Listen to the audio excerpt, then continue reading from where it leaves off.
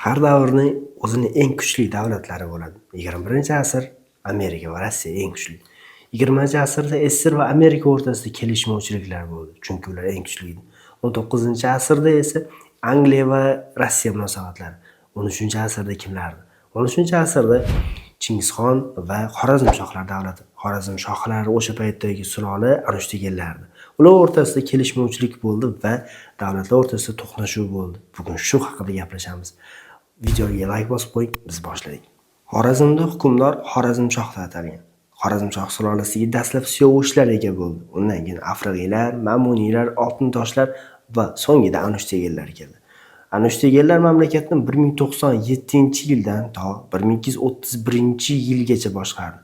13-asr boshlariga kelganda Xorazmshohlar davlati nihoyatda kuchaydi. O'sha davrda uning hukmdori Olovuddin Muhammad edi. Olovuddin Muhammad ulkan davlatga asos soldi. Uning chegaralari nihoyatda katta edi. Shimoli sharq tarafda Yettisuv, Dashtchi, Qipchoqqacha, janubi g'arb tarafda Iroqqacha, janubi sharqda G'aznagacha borardi. Davlat ulkan. Olovuddin Muhammadning davlatida ichkida birlik yo'q edi. Bunga sabab Olovuddin Muhammadning onasi Turkon xotin. Turkon xotin o'zi aslida kelib chiqishi Qipchoq edi. U Qipchoq so'yaklari bilan birlashib o'z o'g'liga, ya'ni Olovuddin Muhammadga isyonlar qilib turardi. O'sha davrdagi tarixchi Nasafiyning ma'lumotlariga ko'ra aytiladiki, agar ikkita qaror chiqadigan bo'lsa, bittasi Olovuddin Muhammad, ikkinchisi Turkon xotin tomonidan chiqariladigan bo'lsa, oxirgi buyruq qaysi biridan kelgan bo'lsa, aynan o'sha buyruq amalga oshgan. Olovuddin Muhammadning poytaxti Samarqand etib belgilangan, uni o'zining saroyi bor. Samarqandni poytaxt qilib obodonlashtirish ishlarini amalga oshirdi. Turkon xotinning poytaxti esa Urganch, o'zining saroyi bordi. O'sha saroydan turib u mamlakatni boshqarardi. U jahondagi eng chiroyli ayollardan biri deb o'zini hisoblagan va o'ziga juda yuqori baho bergandi. Olovuddin Muhammad o'zini onasiga qarshi chiqmadimi? Yo'q, chiqmadi. Birinchidan u o'zini onasini juda hurmat qilardi, yaxshi ko'rardi. Ikkinchi sabab esa mamlakatdagi asosiy amaldorlar va aslzodalar aynan Qipchoqlardan, ya'ni Turkon xotinning qarindoshlaridan. Agar Olovuddin Muhammad onasiga ozgina itoatsizlik qiladigan bo'lsa, uning qarorlarini bekor qiladigan bo'lsa, Turkon xotin hattoki o'zini o'g'lini ham ayamasdan mamlakatni ag'darib tashlashi mumkin. Olovuddin Muhammad zafarli yurishlardan keyin juda katta yerlarni o'z onasiga berardi va tabiiyki u o'zini qarindoshlariga berardi. Tabiiyki o'shandan keyin Qipchoqlarning obro'yi mamlakatda ma'lum bir qadar oshgandi. Olovuddin Muhammad 1217-yilda Bag'dodga yurish qildi va o'shandan keyin u musulmon yurtdagi hukmdorlar bilan munosabatlari yomonlashgandi. O'sha davrda bir kuchli imperiya paydo bo'ldi. Bu Chingizxon asoslagan imperiya. Chingizxon 1206-yilda hokimiyat tepasiga keldi va tez orada atrofidagi qabilalarni egallab, juda katta davlatga asos sola boshlagandi. Olovuddin Muhammadni Bag'dodga yurishdan avvalgi maqsadi Xitoyni egallab olish edi va Xitoyga yurish orqali u o'zini jahonda hukmdor deb e'lon qilishni istamoqchi edi. Olovuddin Muhammad o'zini Iskandar Soniy, ya'ni ikkinchi Iskandar deb atay boshlagandi. 1215-yilda Chingizxon Xitoyni egallab oldi, ma'lum bir qismini. 1215-yilda Xitoy ma'lum bir qismi egallangan, 17-yil oxiriga kelganda Xitoy to'liq egallangan. Xitoyga urushlar 1211-yilda boshlangan. Olovuddin Muhammad buni bilib olish uchun Chingizxonga 1215-yilning oxirog'i, 16-yil boshida Bahodir Roziy boshchiligida elchilar yubordi. Chingizxon elchilarini yaxshi kutib oldi. Ular elchilarda borishdan asosiy maqsad bitta edi, ya'ni Chingizxon rostdan ham Xitoyni egallab olganmi yoki egallab olmaganmi? Shu ma'noni ko'rish uchun borishda rostdan ham Chingizxon Pekinni egallab olgandi. Chingizxon ularni yaxshi kutib oldi, Pekinda kutib oldi bu elchilarni va Bahodir Roziyga Chingizxon aytdiki, "Seni hukmdoring G'arbning hukmdori, men esa Sharqning hukmdoriman. Ikkalamiz o'rtamizda hech qanday adovat bo'lmasligi kerak. Biz ikkalamiz bir-birimiz bilan yaxshi aloqada bo'lib va savdoni rivojlantirishimiz kerak. O'rtada oddiy aholi manfaatdor bo'lsin, qashshoqlik tugasin" degan ma'nolarda Chingizxon Bahodir Roziyga shu gaplarni aytdi. O'sha davr tarixchilari yozib qoldiradiki, Chingizxon ayni shu davrda Olovuddin Muhammad bilan jang qilishni xohlamagan. Shuning uchun Olovuddin Muhammad bilan yaxshi aloqada bo'lishga intildi. 1216-yilda borgan elchilar orqasiga qaytdi va Chingizxon ularga maktub yubordi. Elchilarga javoban Olovuddin Muhammad yana 1218-yilda ularga elchilar yubordi. Bu elchilarga Ahmad Xo'jandiyev va Ahmad Balxiylar yetakchilik qildi. Ular borishdi. turli sovg'a-salomlar almashdi. 1218-yilda kelgan elchilarda Chingizxon juda katta miqdorda sovg'a-salomlar va oltin yuborgandi.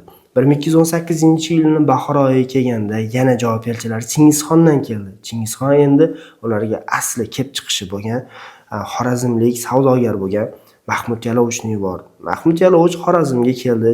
Olo'ddin Muhammad uni Buxoroda kutib oldi. U Chingizxonning maktubini Olo'ddin Muhammadga berdi. Maktubda shunday deyilgandi: Seni hududlaring juda katta. Buni yaxshi bilaman. Sen bilan raqobatda bo'lish, sen bilan jang qilish bu to'g'ri ish emas. Men seni hattoki o'zimni o'g'illarim qatorida ko'raman. Ikkalamiz o'rtamizda jang bo'lishiga hech qanday gap so'z bo'lishi mumkin emas. Ikkalamiz o'rtamizda faqat va faqat elchilik aloqalari yo'lga qo'yilsin, savdo rivojlansin dedi. Aynan bir jumla Olo'ddin Muhammadning jahlini chiqardi. Ya'ni Chingizxon uni ardoqli o'g'illari qatorida ko'rishi aynan Olo'ddin Muhammadga yoqmadi. Tunda Mahmud Yalovichni Olo'ddin Muhammad chaqirdi va aytdiki, Chingizxon kim o'zi? Chingizxon kuchliroqmi, men kuchliroqmi deganda Olo'ddin Muhammadning bunday vajohatdan qo'rqib ketgan Mahmud Yalovich siz kuchliroqsiz. Ya'ni Chingizxon oddiygina odam. Chunki Olo'ddin Muhammadning bunday vajohatdan qo'rqqan Mahmud Yalovich o'lib ketishini bildi.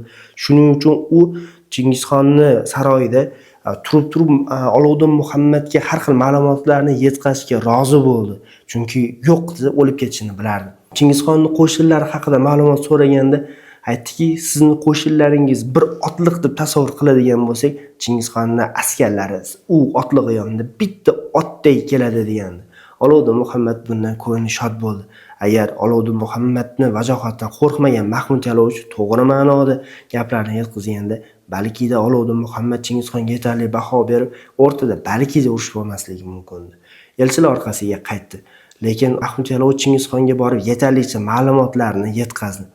1218-yilda yana elchi yuborildi Chingizxon tomonidan. 450 ta musulmon va har bitta mo'g'ul qabilalaridan bitta yoki ikkitadan odamlar biriktirildi. Ular soni 100 ga yaqin. Umumiy miqdor hisoblasak 550 ga yaqin insonlar kelishdi. Ular maqsadi Urganchga kelishdi. 1218-yilda kelayotgan elchilarga Uxuna degan mo'g'ullardan yetakchi. Ular o'tirori kelganda o'tiror hukmdori G'oyilxon Inol ularni to'xtatdi. Va to'xtatib hammasini baravaragiga o'ldirib yubordi. Va bittagina tuyagash tirik qoldi va u borib Chingizxonga butun bir ma'lumotlar hammasini yetkazdi. Ya'ni o'sha yo'lga chiqqan 550 ta tuyani taqdiri, ya'ni tuyakashning taqdiri nima bilan yakunlanganini hammasini yetkazdi. Chingizxon bundan jahli chiqdi va u Ibn Kafroz Bug'ro boshchiligidagi elchilar yubordi. Ularning maqsadi Olo'ddin Muhammad yoniga keldi va aynan aytdiki, siz bilan munosabatlarimiz buzilishini xohlamaymiz. Siz shartnomani buzdingiz. Chunki savdogarlar tinch borib kelish kerak edi. Siz aynan o'sha narsani buzdingiz. Agar siz buni buzmagan bo'lsangiz, aynan G'oyirxonni bizga bering. Agar siz bu aloqani uzgan bo'lsangiz, siz bilan urush qilamiz. Shundan bu mag'rurona gaplar Olo'ddin Muhammad jahlini chiqardi va Olo'ddin Muhammad Ibn Kafroz Bug'roni ikkita sherigiga qo'shib o'ldirib yubordi. O'shandan keyin aloqalar yomonlashib ketdi. Urushga aynan shu Ibn Kafroz Bug'roni o'ldirish sabab bo'ldi. Olo'ddin Muhammad undan sal avvalroq mo'g'ullardan qo'rqa boshlagandi. Chunki mo'g'ullar yangi yerlarga bosqini uni vahimaga sola boshlagandi. Ular o'rtasidagi birinchi urush 1218-yilda bo'ldi. Jo'jaxon Sirdaryo shimolidagi Dashti Qipchoq yerlarida ma'lum bir qismi yashagan Merkit qabilasiga hujum qildi va o'shanda Olo'ddin Muhammad ularni yo'q qilishga harakat qildi va Jaloliddin Manguberdi bilan 1218-yilda ularga jangga kirgandi. Olo'ddin Muhammad askarlari soni 60 ming edi.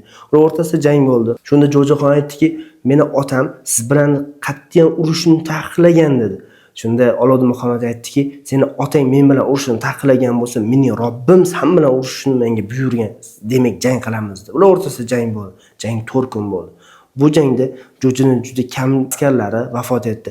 Lekin Olo'ddin Muhammadni 60 ming askarni atigi 40 mingga omon qoldi, 20 mingi bu jangda vafot etdi. Bu jangning g'alabasini Jaloliddin ta'minlab bergandi. Olo'ddin Muhammad o'shandan keyin yanada u mo'g'ullardan qo'rqa boshlagandi. Mo'g'ullarning lulu bostirib kirishi uni qalbiga vahshat solib qo'yayotgandi. Yetkazilgan ma'lumotlarga qaraganda, mo'g'ullar hech qachon yengilmagan. Ya'ni 1206-yilda boshlangan bunday g'alabali urushlar 1218-yilgacha, ya'ni qariyb 12 yil davomida mag'lubiyatsiz kelayotgandi. u atrofidagi davlatlar bilan kelishmadi. U qarluqlarga, undan tashqari Uyg'urlarga hujum qildi, Bag'dodga yurish qildi. Atrofidagi musulmonlar aynan Olovuddin Muhammadni yomon ko'rib qolgandi. Atrofdagi davlatlar Olovuddin Muhammadga yordam bermadi. Chingizxonning bosqini arafasida uni bir o'zi qolib ketdi. O'sha davrni muhitini his qilishingiz uchun Yovuz Bahodirxonning Alvido Buxoro va yonayotgan Buxoro asarlarini albatta o'qib chiqishingiz mumkin. U asarlar orqali siz Chingizxonni Xorazmshohlar davlatiga yurish arafasidagi voqealarni va urushdagi aynan bosqin davrini bilib olishingiz mumkin. 1219-yilda ular o'rtasida urush boshlandi. Bu urush 1221-yilgacha davom etdi. 2 yillik urushlar natijasida Olovuddin Muhammadni juda uzoq muddatda qurilgan davlatini Chingizxon qiyinchiliksiz egallab oldi. Qiyinchiliksiz egallab olishi sababini biz yuqorida sanab o'tdik. Olovuddin Muhammad taxt voris sifatida o'zini katta o'g'li Jaloliddin emas, balki O'zlak shohni, ya'ni kichkinagina 12 yosh atrofidagi bolani taxt voris qilib belgiladi. Jaloliddin Manguberdi salohiyatli va uddaburon yigitlardan biri edi. Jaloliddin Manguberdi G'oyirxonni berib yuborish tarafdori bo'lgan. U Olovuddin Muhammadni tog'asi hisoblangan, ya'ni o'sha G'oyirxonni berib yuborib, shu orqali davlatlar o'rtasidagi tinchlikni saqlab qolish tarafdori bo'ldi. Ular bosqin qilayotgan bir paytda Olovuddin Muhammad qo'shinni har tarafga bo'lib tashlash, ya'ni mudofaa taktikasini qo'llayotgan bir paytda Jaloliddin Manguberdi aytdiki, "Yo'q, hamma qo'shinni bir joyga yig'aylik va mo'g'ullarga bitta zarba beraylik" degan tarafdori bo'ldi. Olovuddin Muhammadning har bitta qaroriga Jaloliddin Manguberdi ma'lum bir miqdorda qarshi chiqqandi. Ma'lumotlarga qaraganda Olovuddin Muhammadning o'sha davrdagi qo'shin soni 400 mingdan oshiq Chingizxon atigi 200 ming askar bilan keldi va 2 baravarlik shunday qo'shin bilan Chingizxon Olovuddin Muhammadning davlatini parokanda qildi. Olovuddin Muhammadning keyingi taqdiri va Jaloliddin Manguberdi qahramonliklari sizga qiziq bo'lsa, kommentariyada Jaloliddin Manguberdi deb yozib qoldiring. Oldindan rahmat.